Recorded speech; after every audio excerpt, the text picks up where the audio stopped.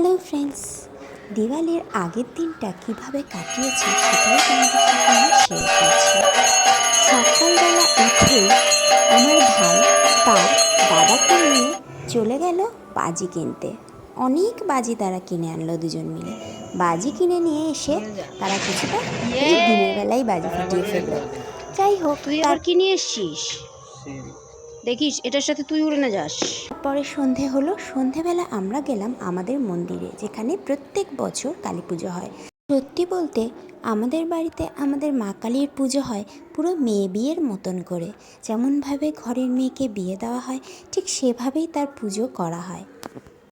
ছোটোবেলা থেকেই এই পুজোর জন্য সারাটা বছর অপেক্ষা করে থাকতাম, যেন এই একটা দিনই আমার জীবনের সবচাইতে সেরা দিন।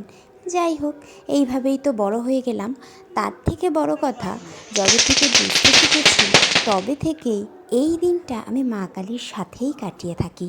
সারা রাত জেগে তার পুজো দেখা, তার দিনটা বা রাতটা যে কীভাবে কেটে যায় টেরই পাই না। যাই হোক, সন্ধেবেলা সন্ধে আরতি দিয়ে তাকে নিমন্ত্রণ জানিয়ে আমরা আবার বাড়ি ফিরে এলাম। তারপর আবার শুরু হলো আমাদের বাজি পর্ব, এবং আমরা পুরো পরিবার মিলে বাজি ফাটালাম, ফানুস ওড়ালাম। ভীষণ আনন্দ করে আমরা পুজোর আগের দিনটা কাটালাম। যাই হোক, তোমাদেরও আশা করি পুজো খুব ভালো কাটবে এবং সবাই সুস্থ থাকবেন, এবং সুস্থ থেকে সবাই সবার পরিবারকে নিয়ে ভীষণভাবে আনন্দ করে কাটাও।